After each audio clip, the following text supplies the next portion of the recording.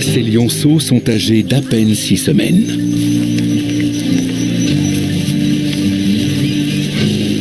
Cinq frères qui ne vont pas tarder à devenir des lions pleins d'assurance. La violence fait partie de leur quotidien. Ensemble, ils parviendront à conquérir un territoire. Mais ils n'auront guère le temps de savourer leur victoire. Les gnous qui traversent leur terre leur assurent une source de nourriture abondante. Cependant, une fois les troupeaux partis, les lions devront affronter les puissants buffles dans des combats à haut risque. Sans compter les tensions qui deviendront vite insupportables au sein de la troupe.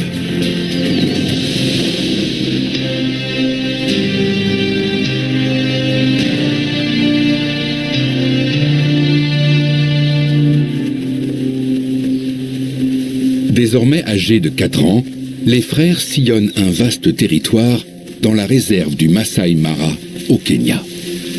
Gravement blessé alors qu'il était encore tout jeune, Olomina traîne la patte. Olosiadou est calme et réservé.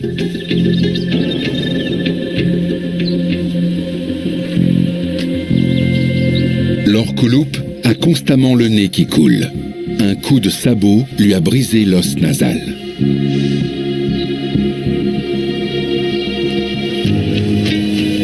Orpadan est un combattant déterminé, toujours en tête du groupe et premier arrivé sur la proie. À sa gauche, Olobor, le chef incontesté de la fratrie. Au cours d'une querelle portant sur la nourriture, il a tué une de leurs sœurs. Orpadan et Olobor président au destin du groupe.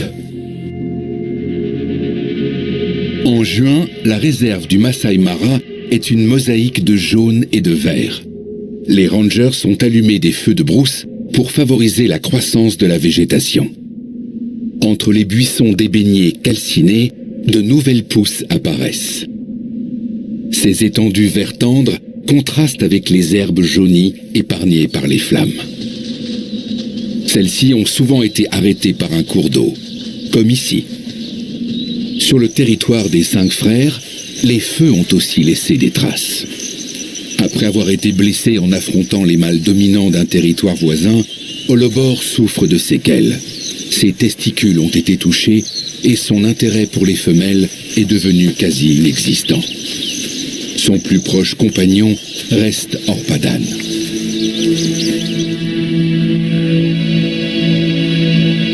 Fin juillet, les gnous surgissent enfin de l'autre côté de la rivière Sand.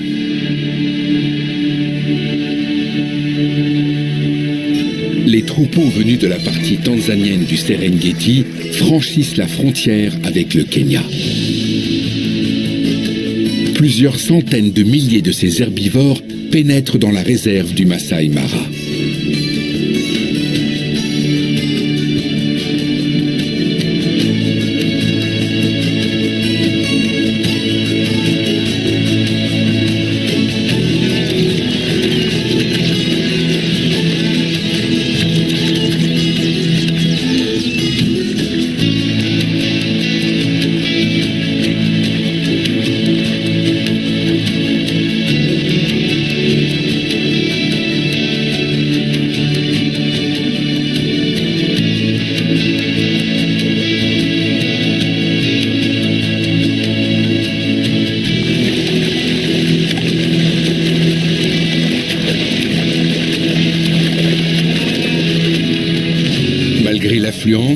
Les gnous sont nettement moins nombreux à traverser la frontière qu'il y a encore une vingtaine d'années.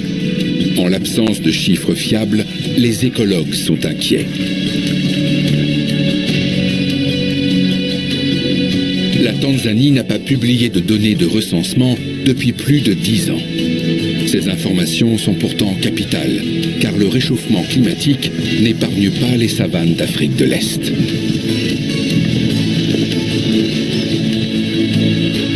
Le gnou est l'espèce emblématique du Serengeti. Ces troupeaux rappellent une époque où l'Afrique était encore le paradis des grands mammifères. Le déplacement des gnous à travers le Serengeti constitue la dernière grande migration animale de la planète. Mais la croissance démographique humaine accentue chaque année un peu plus la pression sur le célèbre parc et les réserves environnantes.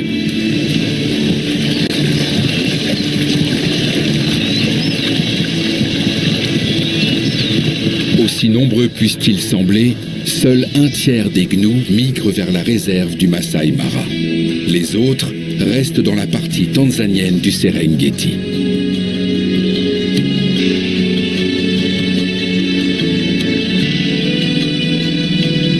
Peu de fauves suivent les troupeaux en migration, comme ces lions nomades. La plupart des chasseurs restent liés à leur territoire. Les prédateurs de la réserve du Masai Mara n'ont donc pour concurrents que de rares intrus. Cette soudaine profusion leur est entièrement réservée. La troupe de la rivière Rongai a ainsi plusieurs mois d'insouciance devant elle.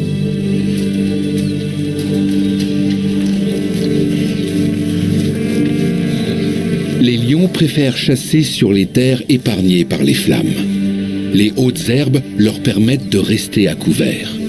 Mais les gnous ont tendance à bouder cet aliment. Ils n'y séjournent donc pas longtemps.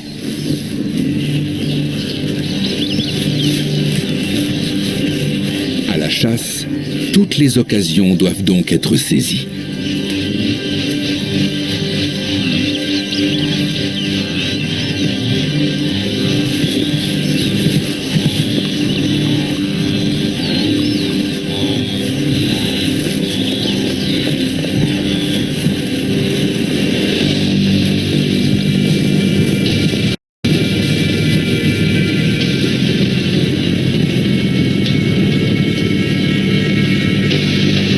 Malgré leur apparence paisible, ces herbivores sont parfaitement capables d'esquiver une attaque surprise. Les gnous sont toujours traqués par une multitude de prédateurs, où qu'ils aillent.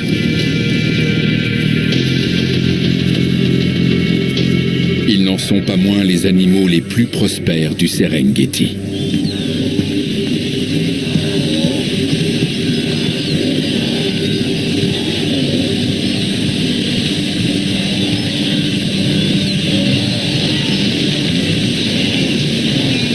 Les terrains accidentés tels que celui-ci ne leur posent aucun problème.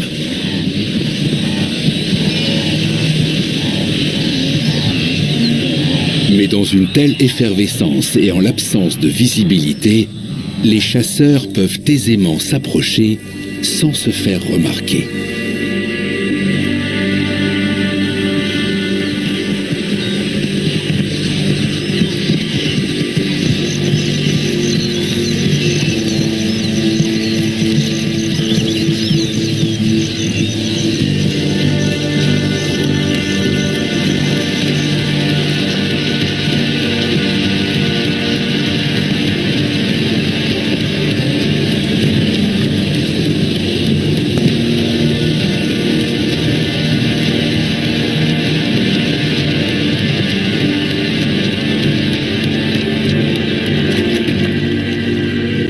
Pour les gnous, ce genre de perte est inévitable. Et le troupeau reprend sa route.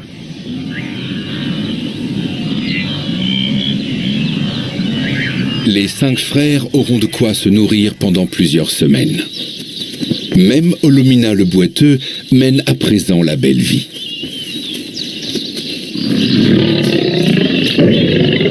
Mais apparemment, la lionne ne partage pas ses ardeurs.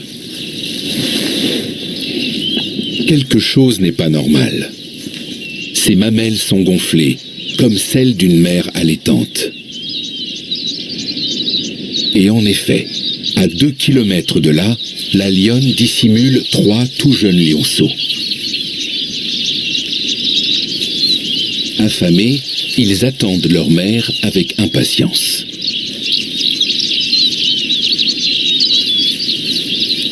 Celle-ci est retenue par Olomina. Ayant été grièvement blessée dans sa jeunesse, il n'a longtemps pas été en mesure de s'accoupler.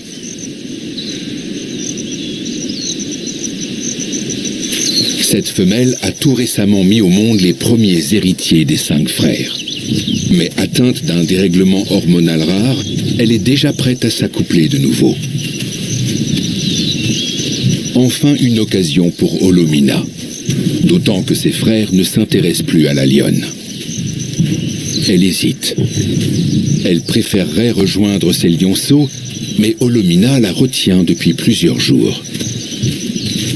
La lionne est de moins en moins disposée, mais Olomina n'en démord pas. Ces accouplements à peine tolérés surviennent parfois après la conquête d'un territoire. Mais ici, cela fait déjà 5 mois. Même au cours de la gestation, elle a été plusieurs fois réceptive pendant quelques jours. Olomina en a profité. Des rapprochements qui peuvent s'avérer dangereux maintenant que la lionne élève ses nouveau-nés. Tiraillée, elle s'efforce de semer son prétendant.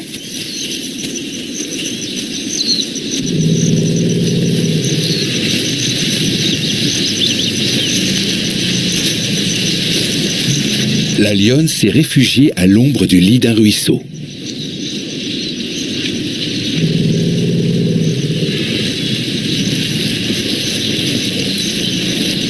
Une pause perturbée par des éléphants, ce qui arrange bien la femelle. Olomina étant momentanément distrait par les pachydermes, la lionne en profite pour lui fausser compagnie. Elle retrouve enfin la cachette de ses petits. Mais une fois sur place, son empressement maternel a disparu.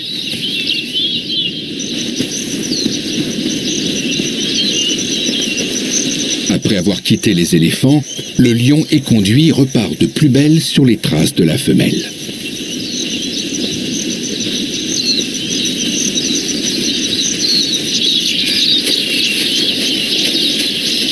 Ce n'est qu'en arrivant à la cachette des lionceaux qu'il semble hésiter, ayant, semble-t-il, vécu des expériences désagréables par ici. Les petits sont affamés. Hélas, leur mère ne les salue pas aussi chaleureusement qu'ils l'espéraient.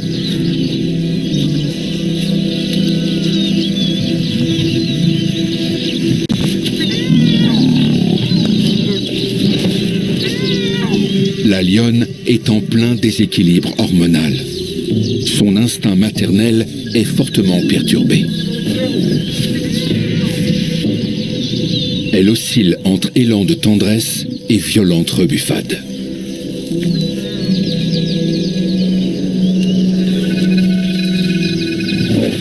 Les coups de patte sont suivis de coups de langue attentionnés. Comportement typique censé stimuler la digestion des lionceaux.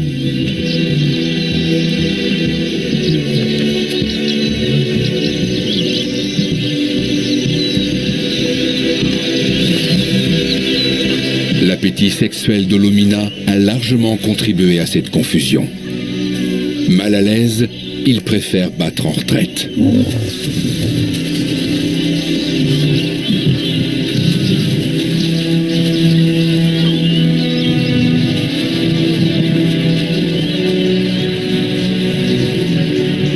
La situation pourrait vite devenir explosive.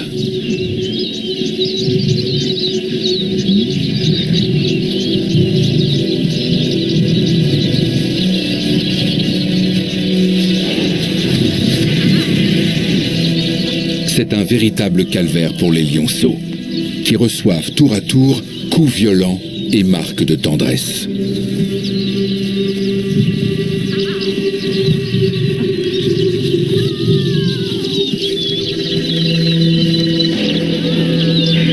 Désemparés et affamés, ils errent au milieu des adultes.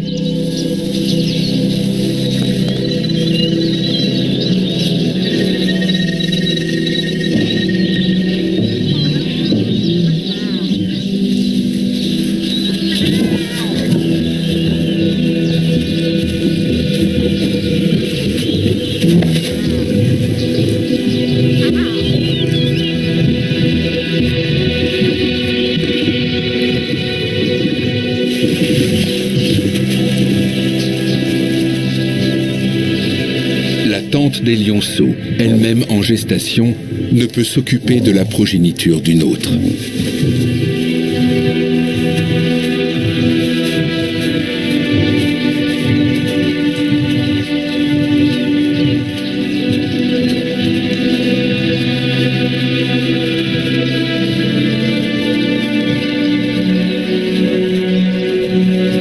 La vie des lionceaux ne tient qu'à un fil.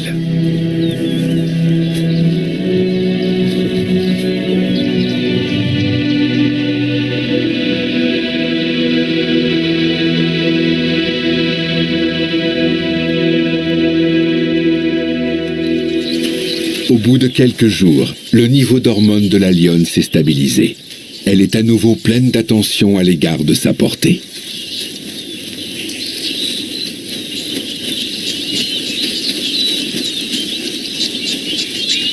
Avec précaution, elle transporte ses petits jusqu'à une nouvelle cachette, l'ancienne s'étant avérée trop humide.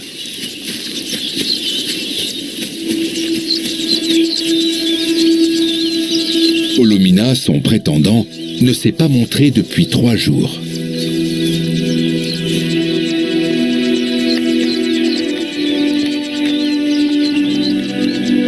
Mais l'ardeur du boiteux a fait des dégâts.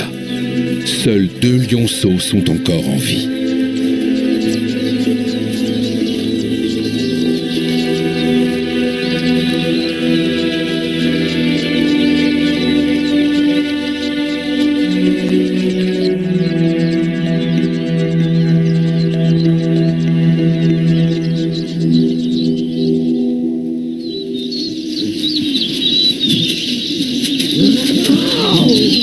Les liens qui unissent la lionne à ses petits se renforcent de jour en jour. Les premiers rejetons des 5 frères se portent bien.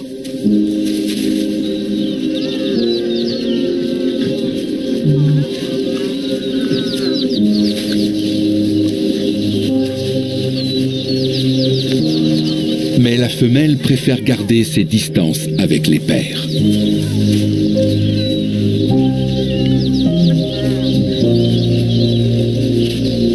Difficile de savoir comment les mâles assumeront ce nouveau rôle. Dans un premier temps, les lions adultes ont donc peu de contact avec leur progéniture. Les lionceaux sont bien nourris. Leur mère est une excellente chasseuse et produit suffisamment de lait. Pendant la migration des gnous, le territoire est généreux. Le plus souvent, elle n'a pas à s'éloigner beaucoup de ses petits pour chercher à manger.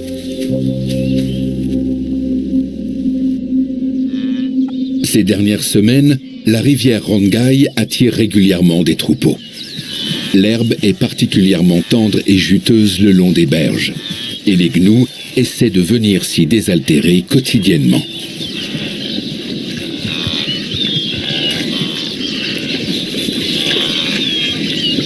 Depuis la cachette des lionceaux, la présence tonitruante des herbivores ne peut être ignorée. La lionne connaît chaque fourré. Après tout, elle vit ici depuis bien plus longtemps que les nouveaux mâles du groupe. Elle est très vite en position de force, sans qu'un seul gnou ne se doute de quoi que ce soit.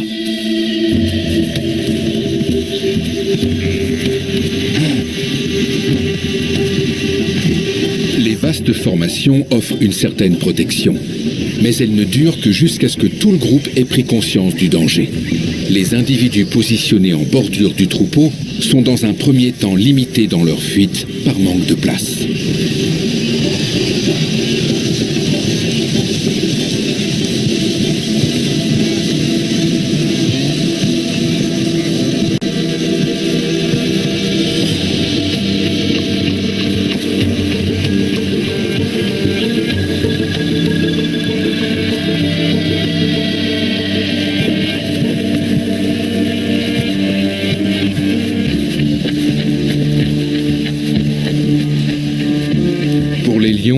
Il est bien plus facile d'attraper un gnou qu'un buffle, et ce n'est pas qu'une question de poids.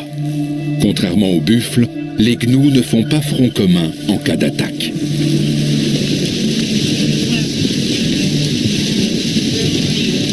Aucun congénère ne viendra donc à la rescousse.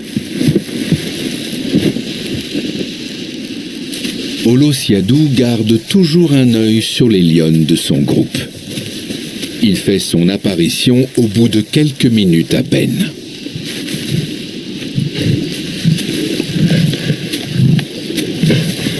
Il est nettement moins agressif qu'Holobor. Patiemment, il laisse la chasseuse se restaurer. Il sait qu'en l'absence de concurrence, il recevra la part du lion.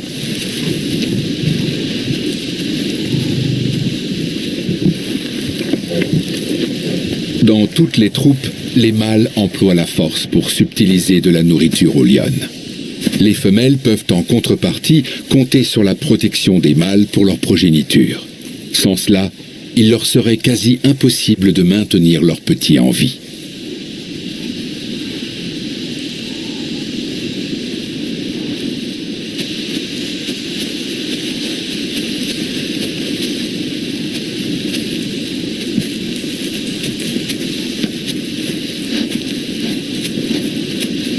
Olosiadou a néanmoins attendu qu'elle soit repue et parte retrouver sa portée.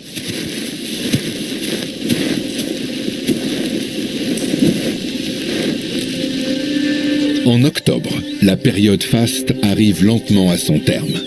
Les gnous se retirent vers le Serengeti. 7 mois ont passé. En mai, une herbe luxuriante tapisse les plaines autour de la rivière Rongai. La petite troupe des 5 frères est toujours là. Et l'Orkouloup est enfin débarrassé de son collier émetteur. Bien que trop jeunes pour se reproduire, les filles des lionnes ont intégré la troupe à plein temps. En revanche, un seul des premiers lionceaux des 5 frères a survécu. Maigre et couvert de cicatrices, suite aux nombreux combats pour la nourriture. Un troupeau de buffles traverse le territoire, aussitôt talonné par les lions. Impossible d'attaquer frontalement une telle formation.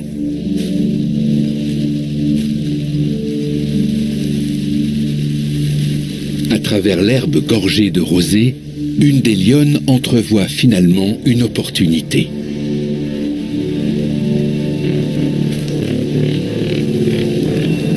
Une bufflonne s'est isolée du troupeau.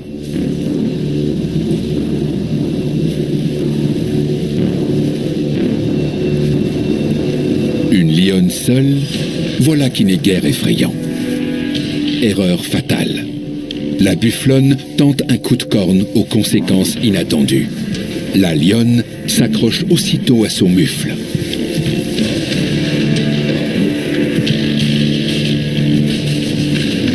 Les renforts arrivent très vite. Ensemble, les lionnes tentent de renverser la bufflonne.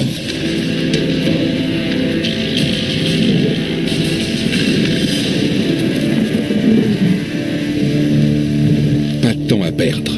Le troupeau n'est pas loin.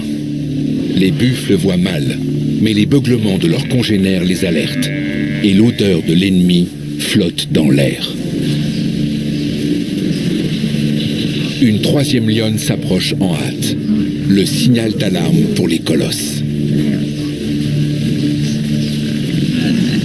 Contrairement aux autres ruminants d'Afrique, les buffles n'abandonnent jamais un congénère en difficulté. Les 3 lionnes ont tout intérêt à se mettre en sécurité.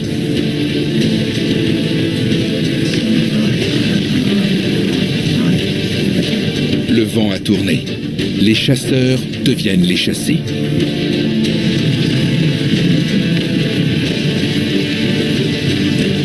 Tandis que des buffles furibonds pourchassent les félins hors d'haleine, des dizaines de leurs congénères entourent la femelle blessée et l'encouragent à se relever. Une solidarité unique chez les ruminants.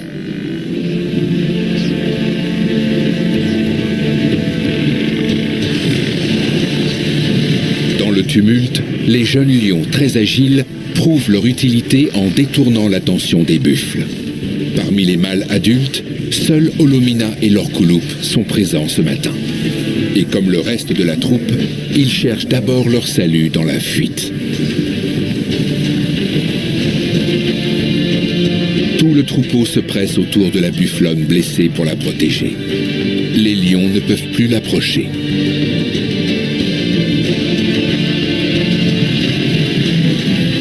Également dans les parages, les benjamins des 5 frères entrent dans la danse et s'emploient à détourner l'attention des buffles déchaînés.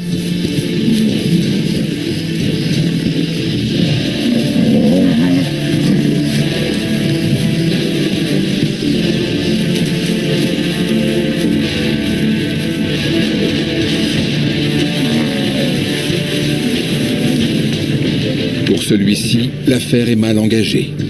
Il défend sa position, mais sans gloire.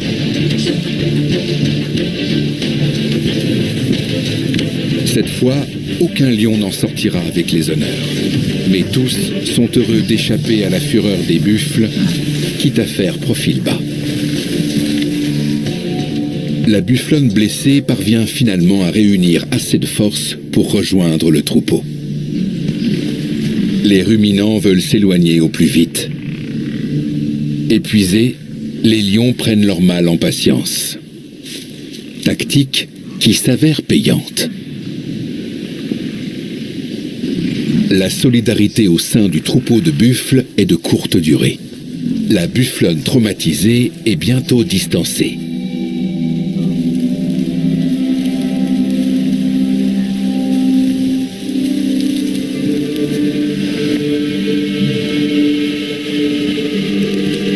L'Orkouloup, qui n'est pourtant pas le plus habile des chasseurs, lance l'assaut final.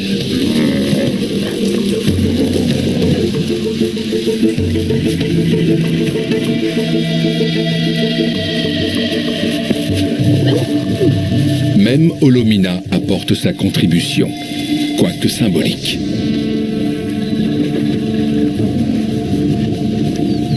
Les filles adolescentes des lionnes peuvent se restaurer.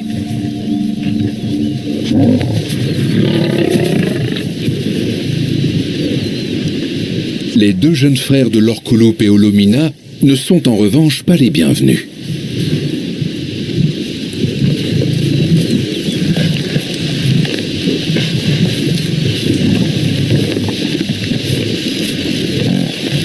Ils doivent se montrer prudents, car l'indulgence accordée à la jeune génération ne les concerne plus. Ils sont désormais des concurrents gênants. Et l'Orkouloup ne s'en cache pas. Les jeunes lions connaissent les règles et attendent sagement qu'on leur laisse quelques miettes.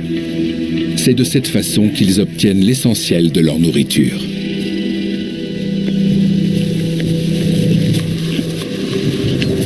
Le fils des femelles du territoire, en particulier, a tout intérêt à se méfier. Tous tentent de s'aménager une bonne place, sans gêner les mâles dominants.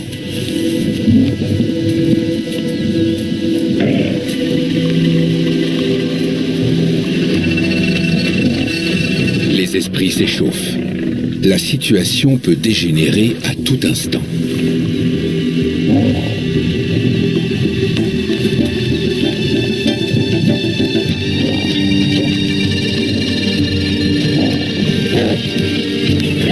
Le jeune lion est pris entre plusieurs fronts. Agacé par son audace, l'Orkouloup lui fait comprendre qu'il n'est pas le bienvenu.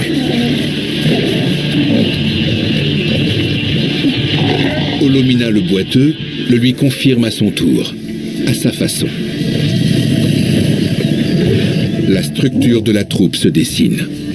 Les 2 demi-frères des nouveaux maîtres des lieux obtiennent quelques bouchées et tentent de se faire bien voir de leurs aînés.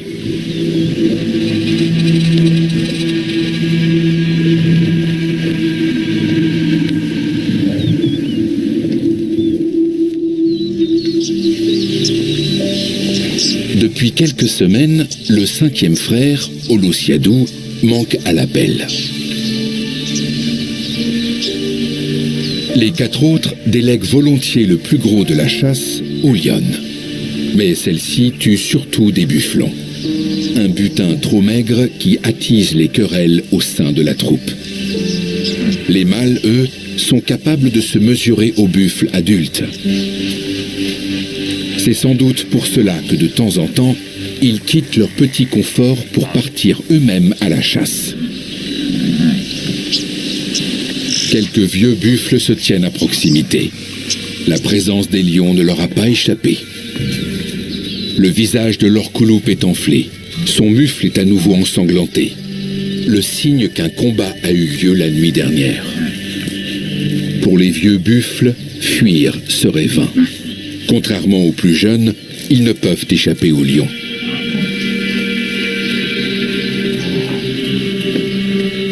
Les frères sont déterminés.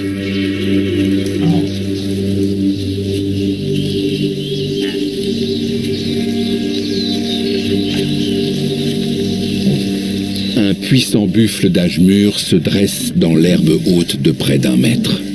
Enveloppé d'un nuage de vapeur fébrile, il arrive à peine à marcher.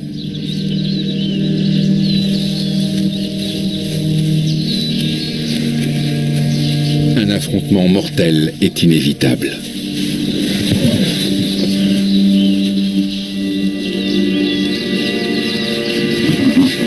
Les autres buffles tentent quelques manœuvres d'intimidation, sans grande conviction.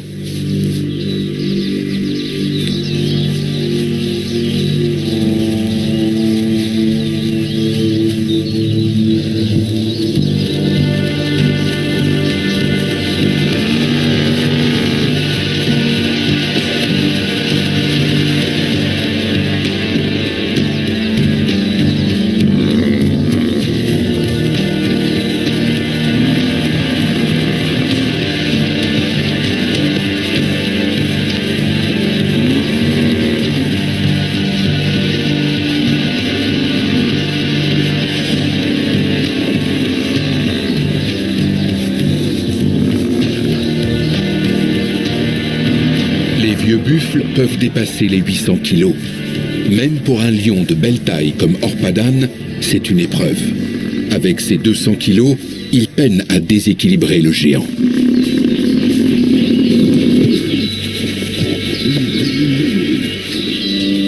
L'orcouloupe et Holobor s'efforcent de le seconder. Comme toujours, Olomina le boiteux contemple la scène de loin.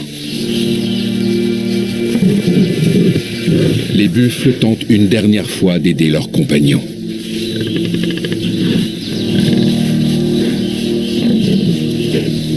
Peine perdue. À bout de force, le vieux mâle se laisse tomber dans l'herbe pour ne plus se relever.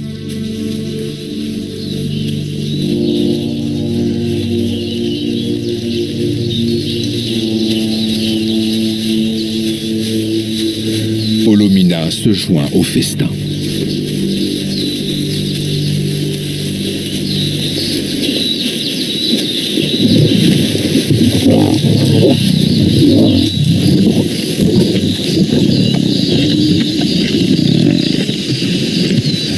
Soudain, des convives inattendus font leur apparition. Les jeunes frères des 5 ont tous suivi de loin. Mais ils se gardent bien d'approcher du butin.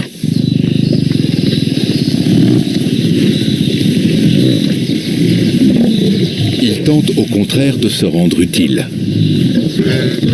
Bravement, ils font barrage aux buffles qui s'avancent vers la carcasse de leurs compagnons. En faisant office de défouloir, ils permettent à leurs aînés d'assouvir leur faim. Y compris à Olomina, qui n'a pourtant pas contribué à la mise à mort. Ce qui a tendance à irriter ses frères.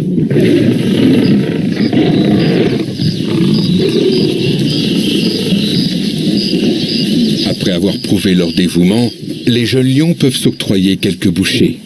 Maigre offrande sur un butin pourtant conséquent. Mais ils maintiennent ainsi le contact avec les mâles dominants et sont petit à petit mieux acceptés.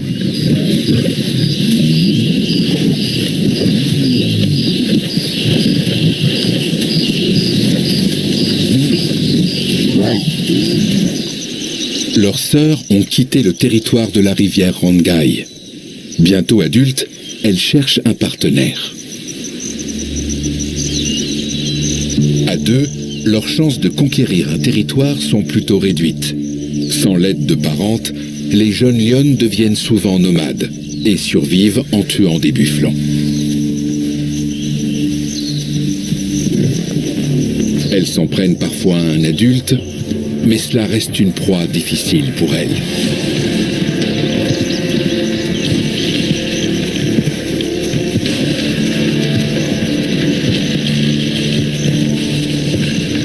Leur avenir est incertain.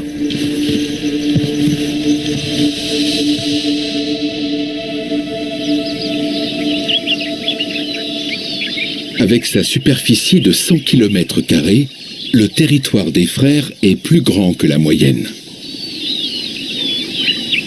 Olomina et Lorkulup s'intéressent peu à la défense du territoire. Ils préfèrent suivre les femelles et s'en remettent à leurs compétences de chasseuses.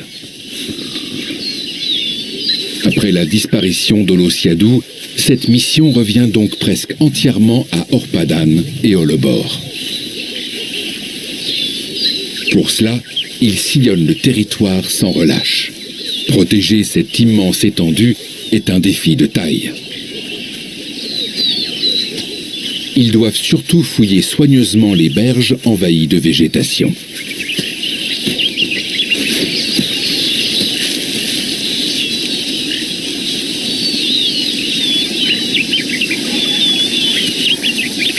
C'est à la limite de leur territoire que le risque de croiser des rivaux est le plus grand.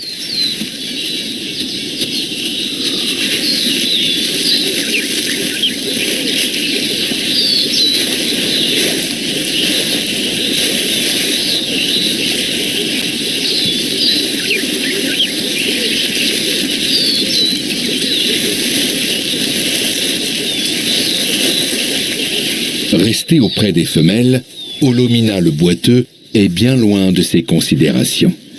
Il a la chance d'appartenir à un groupe fort. Il ne participe pas non plus à la chasse et laisse cette tâche périlleuse aux lionnes. De leur côté, les meneurs, Olobor et Orpadan, risquent souvent leur vie. Lors d'un combat avec un lion voisin, Orpadan a été grièvement blessé.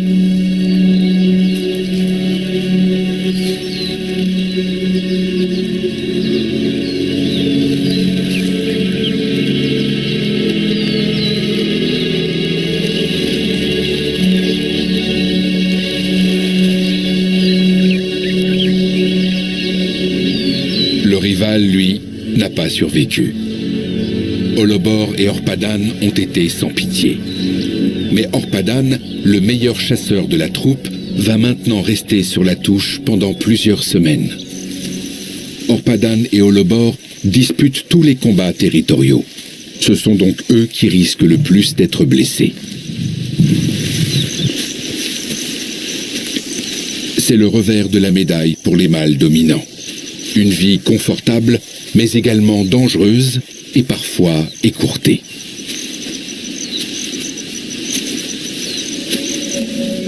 Dans la plaine des buffles, les jeunes demi-frères se rendent utiles.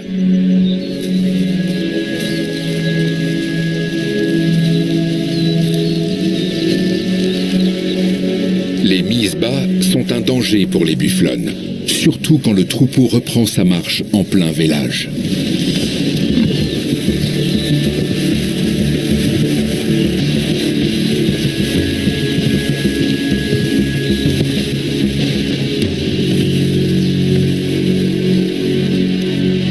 Les jeunes lions sont devenus des experts de la chasse au bufflon. Ils savent comment neutraliser la défense des mères.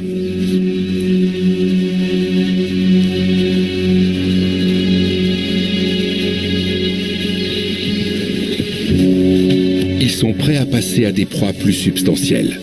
La bufflonne ne comprend pas tout de suite qu'il ne cible plus son petit, mais elle-même.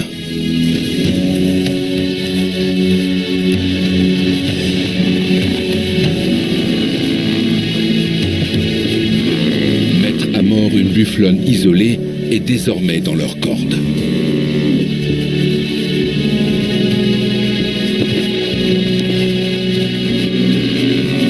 Le bufflon ne les intéresse plus.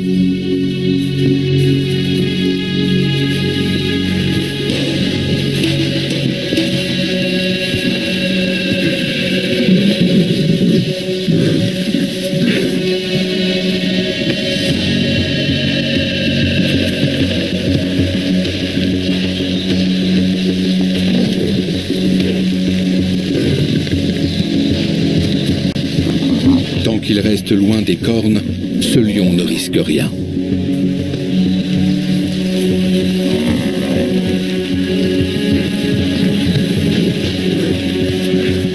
Il a appris de ses aînés la tactique infaillible: se cramponner jusqu'à ce que l'animal perde haleine.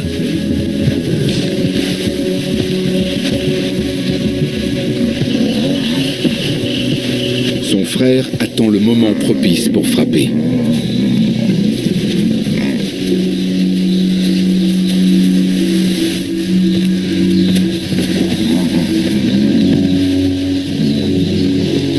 Il assène enfin le coup fatal. Si les deux assaillants ne lâchent pas prise, la bufflonne est perdue. Dans cette épreuve de force, c'est à qui cédera le premier.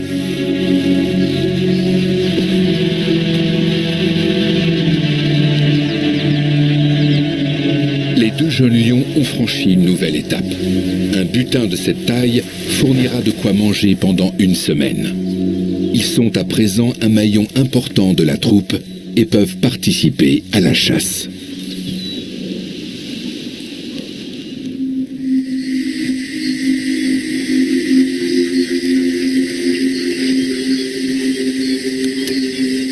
Dans la nuit, leurs aînés se rendent à leur tour sur place. Ils dévorent une bonne partie de la bufflonne. Leurs jeunes frères sont désormais bienvenus. Ces nouveaux chasseurs arrivent à point nommé, Orpadan étant provisoirement hors jeu.